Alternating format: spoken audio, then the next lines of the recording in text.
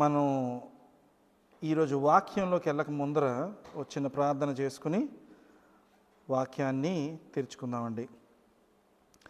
మహోన్నతుడా, సర్వశక్తిమంతుడా, నీ ఘనమైన నామానికి వేలాది వందనాలు, స్తోత్రాలు. గడిచిన వారమంతా మీరు మా తోడై మమ్మల్ని నడిపించినందుకు, సజీవులుగా ఉంచినందుకు, మీ నామానికి మహిమకరంగా తెచ్చే విధంగా నేను ప్రభా మమ్మల్ని ఎన్నికలు నాయన తండ్రి నడిపిస్తున్న విధానం బట్టి మీకు వందనాలు తెలియజేసుకుంటున్నాము. ఈరోజు ఆరాధన అంతా మీరు మా తోడై ఉండి మీరే మాతో మాట్లాడమని, నీ వాక్యాన్ని మాలో నింపి నాయన నీ వెలుగుని చాటి చెప్పగలిగిన ఆత్మలుగా మమ్మల్ని వాడుకోమని, మీ నామాన్ని గణపరిచే విధమైన జీవితాలు మాకు ఇస్తున్నందుకు మీకు వందనాలు తెలియజేసుకుంటూ యేసు పరిశుద్ధ నామంలో అడిగి బతిమాలు వేడుకుంటున్నాం తండ్రి. ఆమేన్, ఆమేన్, ఆమేన్. ఎప్పుడన్నా మంచి విషయాల కొరకు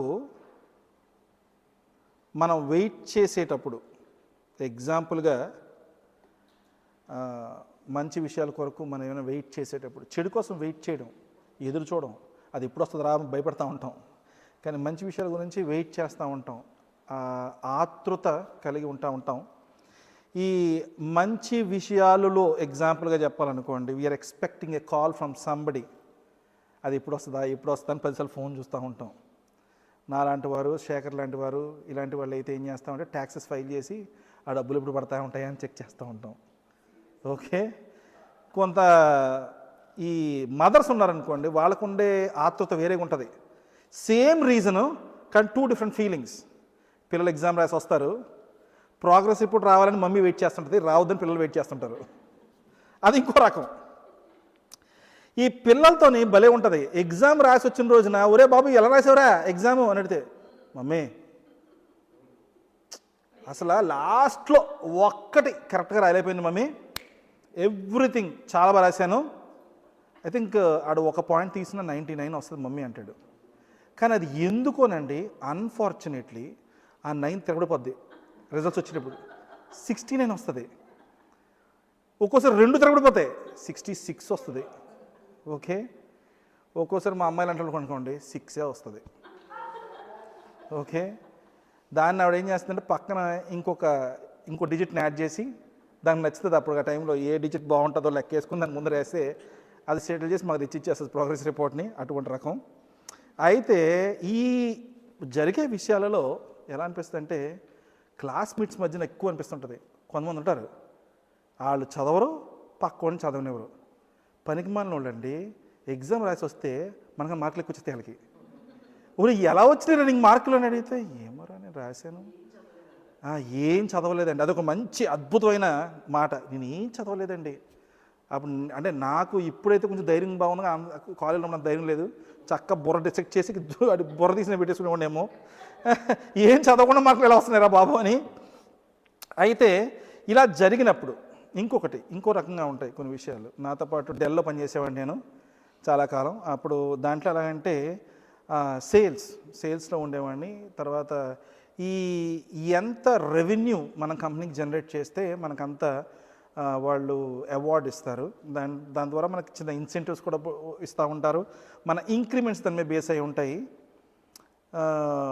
ఎందుకు ఈ విషయాన్ని చెప్తున్నానంటే, కొంతమందిని చూస్తే వీడు అసలు పని చేయడానికే వచ్చాడా, డెడికేషన్ లేదు, వాళ్ళు అసలు పని చేయడానికే వచ్చాడా అంటే ఈ జాబ్కి వీడు అర్హుడు కాదు, వీడికి ఎలా ఇచ్చాడు రా బాబు ఈ జాబు అని అనిపించేలాగా.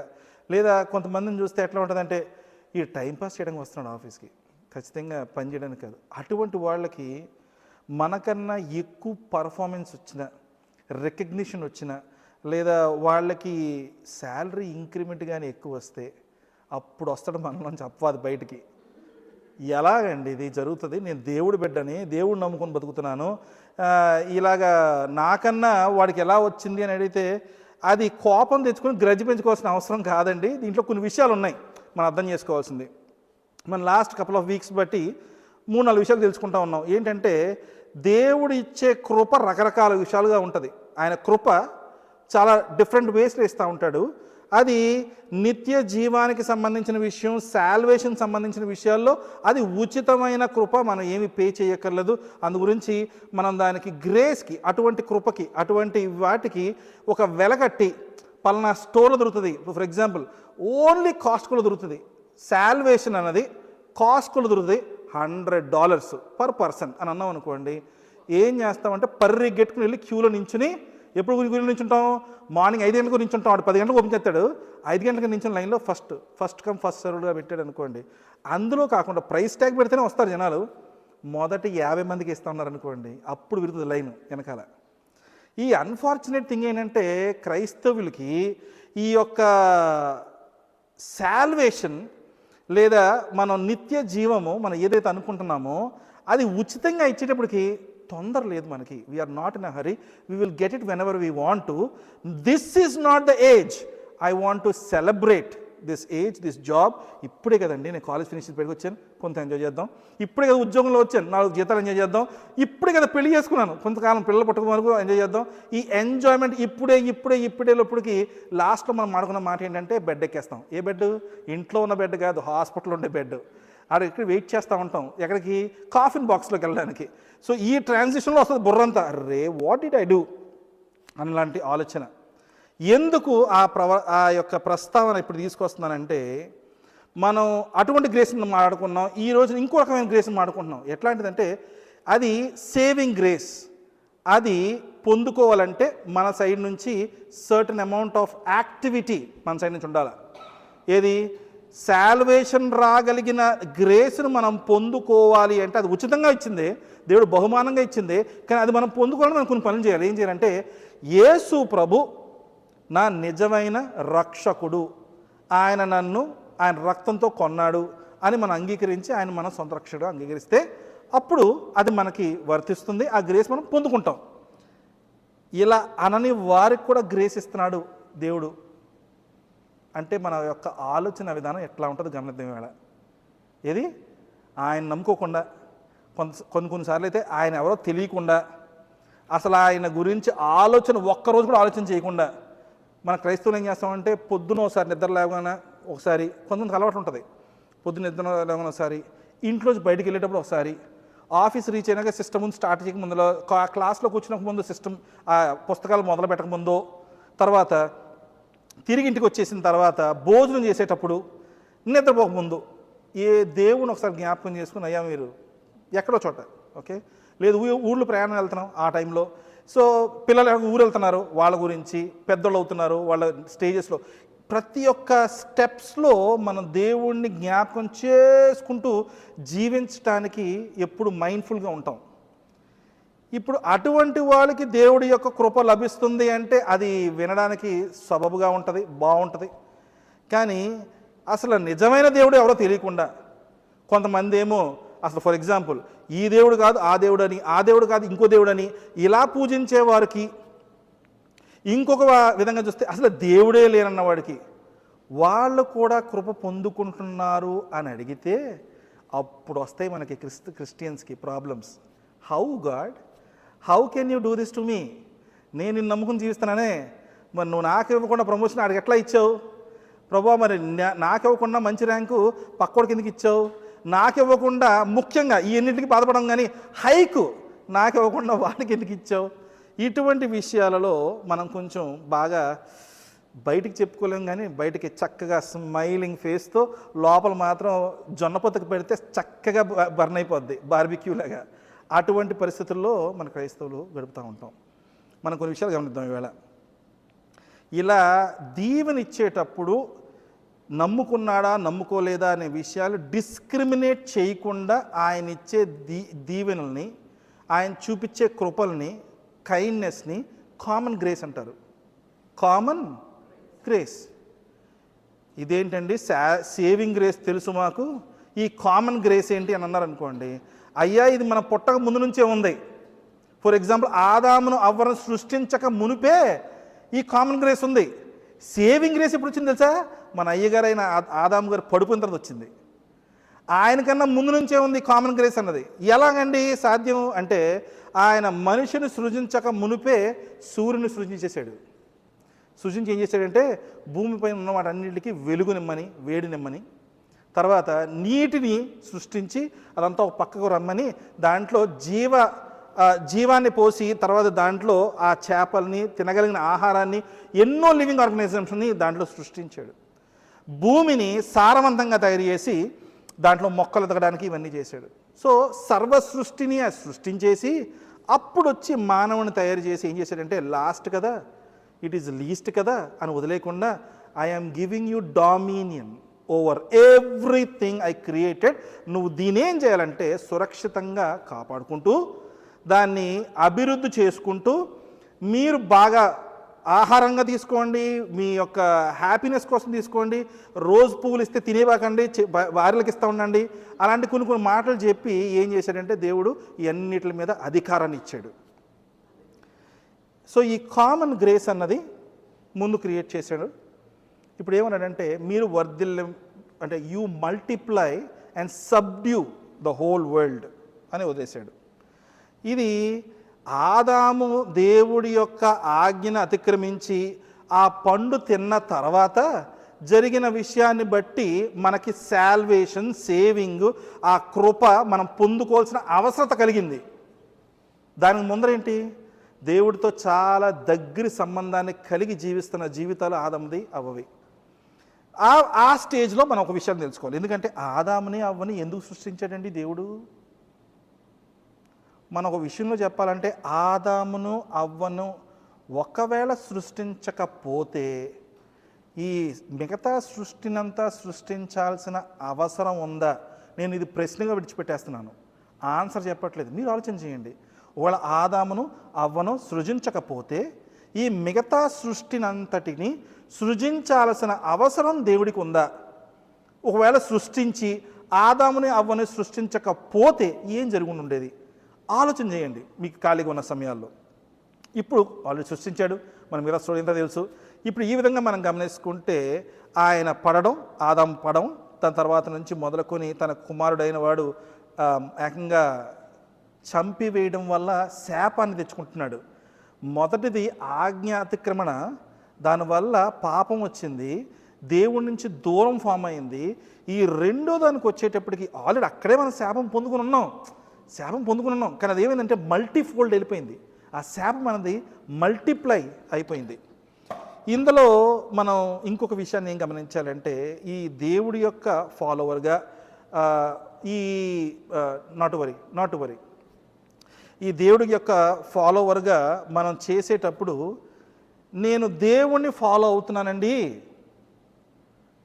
నాకు జరగాల్సిన మంచి జరగట్లేదండి, నా ఎక్స్పెక్టేషన్ ప్రకారంగా నా లైఫ్ నడవట్లేదండి అని అనుకునే వాళ్ళకి ఒక చెక్కింగ్ పాయింట్. నేను చెప్పిన తర్వాత అన్ని విన్న తర్వాత ఇలా టిక్ మార్క్ పెట్టుకోండి, అరకపోతే ఇంటూ కొట్టుకోండి, ఆ ఇంటూని టిక్ మార్క్ చేసుకోవడానికి ప్రయత్నించండి. ఏంటంటే దేవుడికి మనకి మధ్యన ఉన్న ఆ డిస్టెన్స్ని తగ్గించడానికి యేసుప్రభు ఉన్నాడు.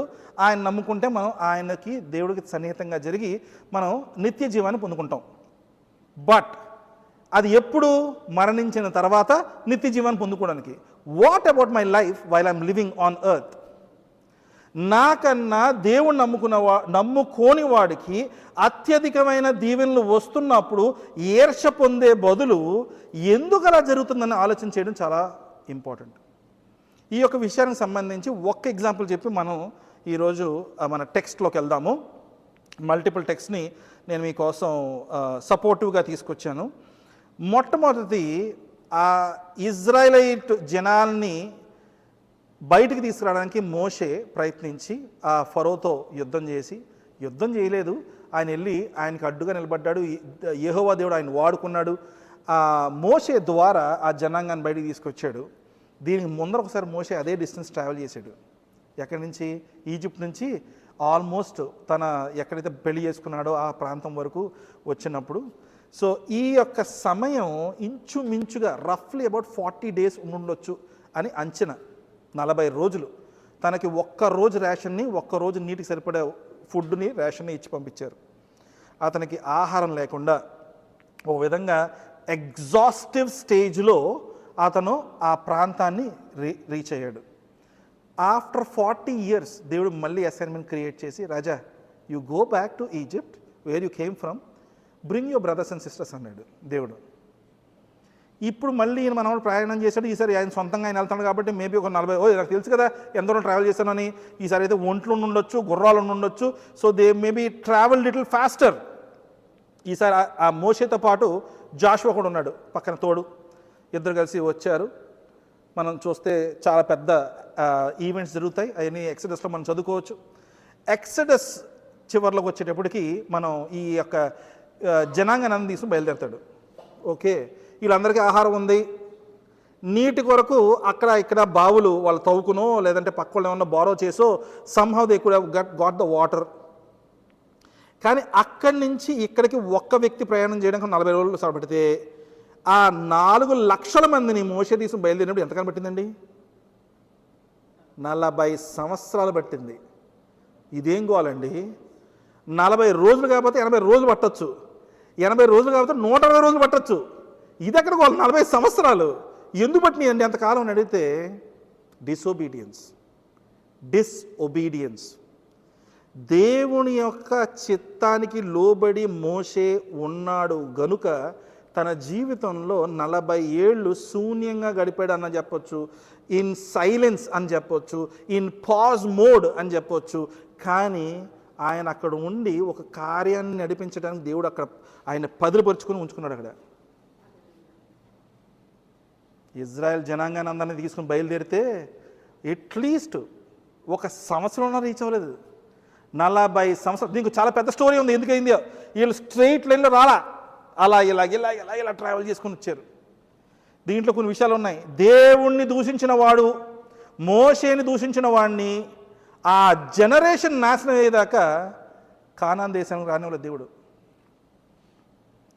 మన జీవితంలో పక్కవారు పొందుకుంటున్న దీవెనల ఏడలా చూసి ఎందుకు ప్రభువా అని ప్రశ్నించక మునుపు ఆ వేలు వెనక్కి తిప్పుకొని what is going wrong with me అని ఆలోచన చేస్తే విషయాలు బయటకు వస్తాయి. కొన్ని మాటలు మనం గమనిద్దాం. సామ్ 145:9 చూద్దాం. ఒక 6 వచనాలు చూసుకుందాం సింపుల్గా.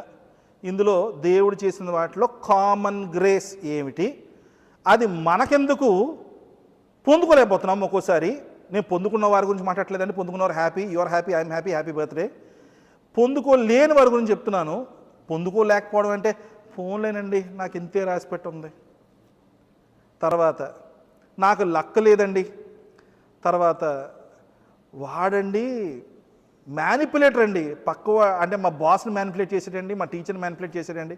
ఇటువంటి విధాలు మాట్లాడుకొని ఆ ఆలోచన విధానాలు కలిగిన వారి కొరకు మాత్రమే ఇవి వర్తిస్తాయని నేను ఒక క్రైస్తవ సోదరుడిగా దయచేసి మీరు అలా ఆలోచించొద్దు.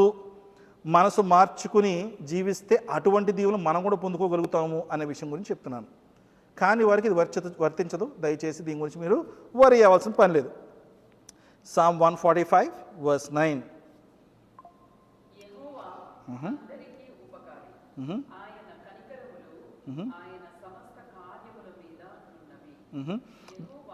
The Lord is good to all. The Lord is good to all. His mercy is over all that he has made. ఇప్పుడు నేను అనుకున్న విధంగా నా జడ్జ్మెంటల్ మైండ్లో నాతో సమానుడు కాదనుకున్నా, లేదా నా వంటి వాడు కాదనుకున్నా, నాకన్నా తక్కువ అనుకున్నా, ఎటువంటి విధంగా చూసుకుని నాకన్నా దీవింపబడుతున్నాడు అనుకోండి, వాడిని వ్యత్యాసంగా చూస్తుంది నేను, దేవుడు చూడడు. నన్ను ఆయన్ని ఎవరెవరినైతే నేను వ్యత్యాసం పెట్టి చూస్తున్నానో ఇద్దరిని కూడా దేవుడి యొక్క రూపంలో సృజింపబడి ఉన్నాము గనుక ఆయన అందరినీ సమానంగా ప్రేమిస్తాడు. He will look at everybody with equal sight. ఆయన ప్రేమతోనే చూస్తాడు. రెండోది అందరికీ మంచి చేస్తాడంట. ఓకే, ఇంకొక వచనం చూద్దాం. మత్తయి సువార్త 5వ అధ్యాయము 45వ వచనం చూద్దాం. మత్తయి సువార్త 5వ అధ్యాయము 45వ వచనము.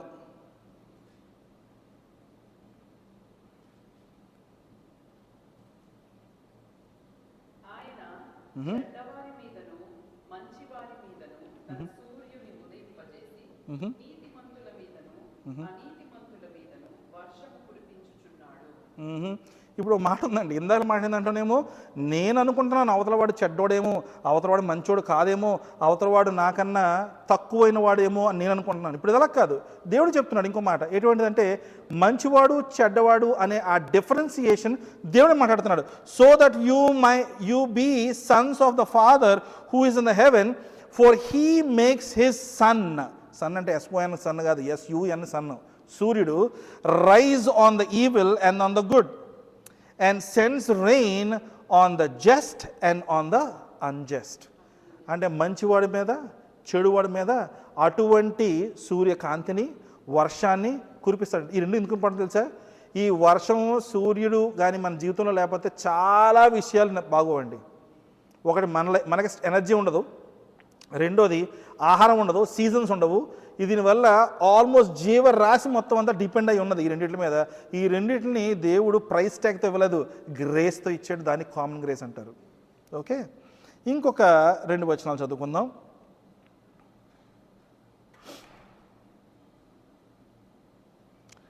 Acts chapter 14 verse 16 and 17. Acts chapter 14 verse 16 and 17. నేను ఇంగ్లీష్లో చదువుతాను. In past generations he allowed all the nations to walk in their own ways, yet he did not leave himself without witness, for he did good bye giving you rains and from heaven and fruitful seasons, satisfying your hearts with food and gladness. ఈ మాటను మాట్లాడుతున్నప్పుడు అది only దేవుడు నమ్ముకున్న వారికి మాత్రమే కాకుండా సమస్త జనులకు, ఆయన రూపంలో సృష్టింపబడిన సమస్త జనులకు దీన్ని దీవెనకరంగా ఇచ్చాడు. అయితే ఒక విషయం గమనించాలి, మనం పూజించే దేవుడు వేరే ఉండొచ్చు, కానీ ఒకసారి మనం నిలబడ్డాం అనుకోండి, మన రంగు డిఫరెంట్గా ఉండొచ్చు, రూపము డిఫరెంట్గా ఉండొచ్చు, మన వస్త్రాలు వేసుకునే విధానం డిఫరెంట్గా ఉండొచ్చు. కానీ టు మై రియలిస్టిక్ సర్ప్రైజ్, భూమి మీద ఉన్న ప్రతి మనిషికి అవయవాలుగా మనం లెక్క పెట్టుకుంటే మొహం, కళ్ళు, ఇవి ఒక్కొక్కరికి ఒక కొన్ని ఎక్స్ట్రా ఉండొచ్చు, ఒక ముక్కు లేకపోయి ఉండొచ్చు, నోరు పెద్దగా ఉండొచ్చు, నోరు చిన్నగా ఉండొచ్చు, పళ్ళు తక్కువగా ఉండొచ్చు, ఎక్కువ ఉండొచ్చు. కానీ but the organization, body organization structure మనం గమనిస్తే ఆల్మోస్ట్ మనం అందరం ఒకేలాగా ఉంటాం. ఇంకొక డెప్త్కి వెళ్ళామనుకోండి, ఇక్కడైనా కొంచెం డిఫరెన్సియేషన్ ఉంటుంది. ఏది? మన బయట నుంచి చూస్తే ఆ అవయవాల్లో కొంచెం సైజ్ పెద్దది, కొంచెం సైజ్ చిన్నది, structural. For example Ford car తీసుకున్నాం, హోండా కార్ తీసుకున్నాం అనుకోండి, placement of these different parts are in a different direction. Ford ఒకలా చేస్తే హోండా ఇంకోలా చేస్తాడు, టొయోటో ఇంకోలా చేస్తాడు. దేవుడు అలా చేయలేదు. అందరికీ గుండెగా ఎక్కడ ఉందిరా అంటే ఇండియన్స్ కదండి, డబ్బు బాగా ఆశపడతారు కదండి, కుడివే పెట్టారండి దేవుడు అనే విధంగా. చైనీస్ వాళ్ళకి, మిగతా దేశస్తులకి ఇంకెక్కడో పెట్టాడండి. బాగా తెలివైన వాళ్ళు జూయిష్ పీపుల్కి అయితే బుర్ర ఏంటి గుండెగా తీసుకుని బుర్రలో పెట్టాడండి. అలా లేదు, అందరికీ ఒకటే ప్లేస్మెంట్. ఇంకొక స్టెప్ ముందుకెళ్ళాం అనుకోండి, అలా సరదా కోసుకుంటే కారుతుంటుంది జ్యూస్ లాగా రక్తం. అన్ఫార్చునేట్లీ ఒకటే కలరు. నేను బయట నల్లగా ఉన్నా, మా ఆవిడ తెల్లగా ఉన్నా, కోస్తే ఇద్దరికి ఎర్రగానే వస్తుంది బయటికి. సో అందువల్ల ఆ డిఫరెన్సియేషన్స్ని మనం క్రియేట్ చేసుకున్నాం. ఆదామును అవ్వను సృష్టించిన దేవుడే నిన్ను నన్ను సృష్టించాడు. ఆయన ఏ రూపంలో సృష్టించాడో మన ఇద్దరిని కూడా అదే రూపంలో సృష్టించాడు. ఆ వ్యత్యాసాలు మనం తెచ్చుకున్నాం తప్ప దేవుడు చూపించలేదు.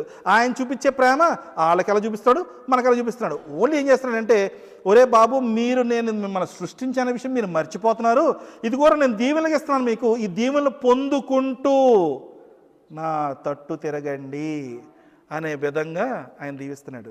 మనం ఏమనుకుంటామంటే, ఇదేంటండి నాకన్నా ఎక్కువ వాడిని ఏమైనా దీవించాడు ఏంటండి ప్రభు అని చెప్పి మనకే. కానీ ఈ let us know how our services are అని బోర్డు పెడుతుంటారు వీళ్ళు. రెస్టారెంట్లో, బయట స్టోర్లోకి వెళ్తే మనకు కంప్లైంట్ రాసే అవకాశాలు ఉంటాయి. అదే కానీ మనకు ఒక్క అవకాశం ఇచ్చి can you right your concerns to God అని పెట్టాం అనుకోండి, ప్రేయర్ ఇది.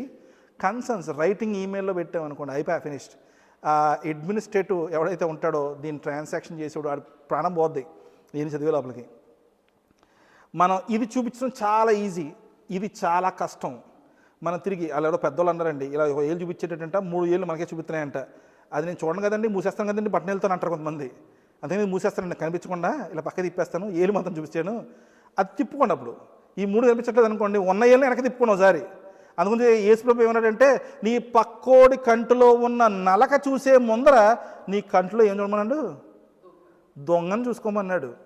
ఈ యొక్క విషయానికి సంబంధించి ఇంకో 2-3 మాటలు మనం గమనిద్దాం. రోమన్స్ చాప్టర్ 2 వర్స్ 4, దీని తర్వాత మనం ముగించుకుందాం. Romans chapter 2 verse 4.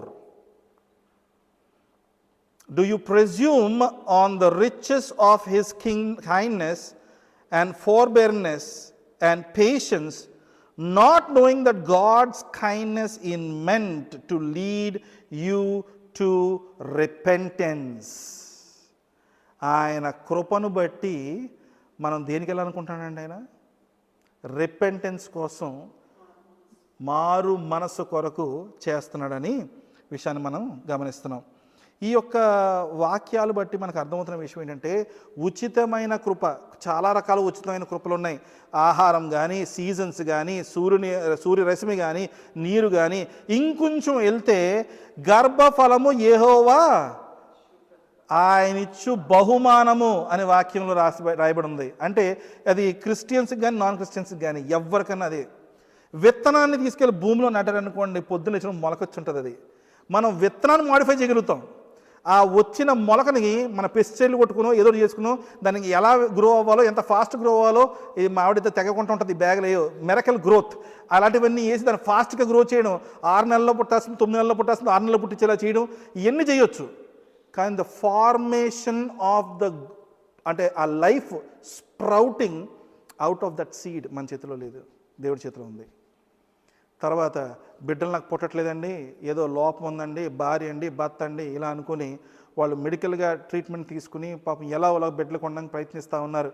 వాళ్ళకి లోకల్ అంటే నార్మల్ వే ఆఫ్ ప్రెగ్నెన్సీ రాకపోతే పడే కష్టం కూడా కాదండి, ఆ యొక్క మెంటల్ టెన్షన్ ఎంత బాధను అనుభవిస్తుందో ఆ తల్లి నిజంగా గమనిస్తే.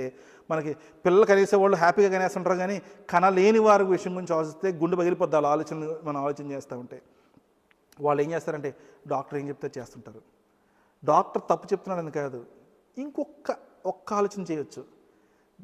గర్భఫలము యెహోవా ఇచ్చు బహుమానం అన్నప్పుడు ఒక్క మారాయని అడిగి, అబ్బే నేను ఇవ్వను రా మీకు అని ఆయన అన్నప్పటిని ఇంకో ఆల్టర్నేటివ్ ఎత్తుక్కోండి. ముందు ఇది ఒకటి, because it's by God's grace, it is by his amazing grace the womb will be blessed. కాబట్టి దయచేసి గమనిద్దాం, ట్రై చేద్దాం.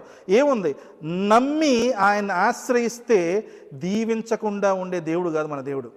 ఇప్పుడు ఇంకో విషయం, ఈ యొక్క వరకు బాగుంది. ఈ మోస్ట్ లైక్లీ కొంతమంది ఏం చేస్తారంటే, క్రైస్తవుల్లో కూడా ఉంది ఈ ప్రాబ్లము. దీని ఒక విషయం మాడుకొని మనం ఈరోజు వాక్యాన్ని ముగిద్దాం.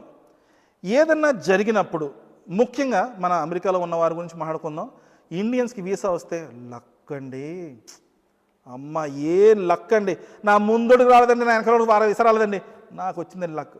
దయచేసి సోదరుల మీకు చెప్తున్నాను, క్రైస్తవులు ఎవరో కూడా లక్ అనే మాటని మాట్లాడద్దు, తప్పు. ఎందుకంటే మనం కొలోషన్స్ చాప్టర్ 1 వర్స్ 15 to 22 చూసుకుంటే, సృష్టింపబడిన సమస్తము యేసు ప్రభులో సృష్టింపబడిందని, సర్వము ఆయన చిత్తానికి అనుసారంగానే జరుగుతున్నాయి అనే విషయాన్ని మనకు స్పష్టంగా కనిపిస్తుంది అక్కడ. Anything that happens in the will of the son and the father. అలాంటప్పుడు లక్ అనే మాటను మనం మాట్లాడకూడదు. లక్ అనే మాట మాట్లాడుతున్నాం అనుకోండి, పొద్దున్నే లేచిన తర్వాత నేను బయటికి వెళ్ళడానికి ప్రయత్నించేటప్పుడు మా అమ్మ నాకు ఒక 100 రూపాయల కాగితం ఇచ్చింది అనుకోండి, భలే లక్కీగా నాకు పొద్దున్నే 100 రూపాయలు దొరికింటే పటేలు కొడుతుంది వాళ్ళ ఎంపకాయ. ఇచ్చింది నేనైతే లక్ అంట వింటారు, నువ్వు బతుందా లేదా అని అడుగుతుంది. అందువల్ల మన సొంత తల్లి, కన్న తల్లి అటువంటి ఎక్స్ప్రెషన్ పెట్టగలిగినప్పుడు మన సృజించిన దేవుడికి ఎట్లా ఉంటుంది? వీసా ఆయన ఇస్తాడా, మంచి ఆయన చేస్తాడా, సమస్త మంచి కూడా ఆయన నుంచే వస్తుందా? మనమేమో లక్ అండి తిరిగామనుకోండి, ఒక కిక్ ఇస్తాడండి. అందువల్ల దయచేసి లక్ అనే మాటని క్రైస్తవులు వాడద్దు. ఎవరన్నా వేరే వారు లక్ అనే మాట మాట్లాడుతున్నారు అనుకోండి, అయ్యా మీరు ఏ దేవుణ్ణి పూజిస్తున్నారో ఆ దేవుణ్ణి పూజించినప్పుడు మీరు నమ్ముతున్నారు కనుకే పూజిస్తున్నారు కదా, ఆ లక్ అనే మాటను మాత్రం గమనించండి. మీరు అట్లీస్ట్ మీ పుస్తకాలు మీరు చదివితే మనకు ఖచ్చితంగా అర్థం ఏంటంటే, everything is by that one source who created the whole world. ఏ పుస్తకం అది చెప్తుంది, నా పుస్తకమే కాదు, ఏ పుస్తకం అది చెప్తుంది. Everything is from the source. ఆ విధంగా చూసుకుంటే క్రైస్తవుడే కాదు, భూమి మీద ఉన్న ఎవడో ఆ మాట అనకూడదు, ఒక్క నాస్తికుడు తప్ప. దేవుడు నమ్మనివాడు లక్ అంటాడో కిక్ అంటాడో మనకు తెలియదు, కానీ మనకు మాత్రం అది ఖచ్చితంగా దేవుడు నమ్ముకున్నవాడు ఎవరికి కూడా అది వర్తించదు. లక్ అనే మాటను మన క్రైస్తవులుగా వాడకూడదు. కామన్ గ్రేస్ విషయంలో ఇంకొక మాట మనం గమనించి మనం ముగించుకుందాం. ఏంటంటే దేవుడు ఏమన్నాడంటే మన యొక్క కష్టాన్ని వితౌట్ ఎనీ కాంప్రమైజ్ మన 100% ఇన్ పెట్టగలిగితే ఎటువంటి దీవెనలు మనం పొందుకుంటామో అనేది ప్రావర్బ్స్ను నింపేసినాడు. తల్లిదండ్రులది మనం గౌరవించిన విషయంలో, టీచర్స్ని గౌరవించే విషయంలో, తర్వాత మన చదువు ఎడల మనం చేసేటప్పుడు ఏదైనా పని 100% in, we have to give your 100% efforts in to it. ఆ ప్రతిఫలాన్ని ఆశించకుండా చేయగలిగిన విధంగా మనం 100% కానీ చేయగలిగితే blessing comes from the lord. అందువలన మనం చేయగలిగింది సంపూర్ణంగా చేయండి. అరే ఇదేంటండి మీరు భలే చెప్పారు, మరి అలా చేస్తున్నా కూడా రావట్లేదంటే ఇంకొక విషయం ఖచ్చితంగా మనం గమనించాలి. అది దేవుని యొక్క చిత్తానికి అనుసరించి ఉందా లేదా.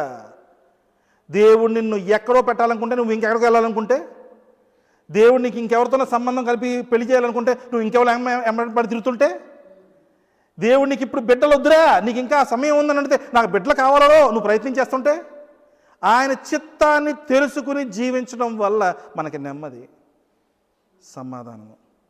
మోషే అనుకుండొచ్చు, ఏంటండి నేను ప్రిన్స్ని తెచ్చి ఎడార్లో పడేసినావు, నన్ను పట్టించుకోకుండా వదిలేసినావు అని ఒక సంవత్సరం అనుకుండొచ్చు. 2వ సంవత్సరం, 3వ సంవత్సరం, 4వ సంవత్సరం, 5వ సంవత్సరం, ఓ దేవుడు నన్ను మర్చిపోయాడు, నా దేవుడు నన్ను మర్చిపోయాడు అనుకుంటుండే అవకాశం ఉందా? ఖచ్చితంగా ఉంది. ఒక రీజన్తో దాన్ని మనం ఎలా ఆ మాట అనొచ్చలేదు నాకు తెలియదు, కానీ తెలుగులో నాకు పెద్ద మాటలు అర్థం కావు కాబట్టి కారణ జన్ముడు అనే మాట మాట్లాడచ్చా? He is born for a reason, God preserved him for a reason. ఒకవేళ ఎప్పుడైతే ఆయన మంచి వయసులో ఉన్నప్పుడు ఈ యొక్క యూదుల్ని కాపాడటానికి మోషేని వాడుకుని ఉంటే నేను చెప్పిన ఎంతో కొంత క్రెడిట్ అతను తీసుకున్నాడేమో, మిగతా జనాలు కూడా ఆయనకి ఇచ్చేవారేమో. ఎందుకని 40 ఏళ్ళ వయసులో ఉన్నాడు, మంచి ప్రిన్సెస్లా పెరిగాడు, అన్ని రకాల స్కిల్స్ ఆయనకు ఉన్నాయి, యుద్ధం చేయగలుగుతాడు, మోర్ ఓవర్ ప్రిన్సెస్లా ఉన్నాడు కదా. అందువల్ల రే నాకు సపోర్ట్ చేయాలనుకున్న అందరూ ఇటు రండిరా అని అన్నారు అనుకోండి, యూతోపియన్ దేశం వచ్చి నించుంటుంది ఆయన పక్కన. ఈ యూదులందరూ నించుంటారు, ఎంతమంది? 4 లక్షల మంది నించుంటారు. ఎంతమంది ఉన్నారండి ఈజిప్షియన్స్? ఆ విధంగా గమనించుకుంటే ఆ రోజు జరిగే విజయంలో ఘనత మోషేకి దక్కుండేదేమో, కానీ దేవుడు అలాంటి విషయాల్లో కాంప్రమైజ్ అవ్వడాయన. It is by his mighty hand he delivered all the Egyptians out. ఆ విధంగా మనం గమనిస్తే ఆయన్ని తీసుకొచ్చాడు, 40 ఏళ్ళు పక్కన పెట్టాడు, ప్రిజర్వ్ చేశాడు, తీసుకెళ్ళాడు.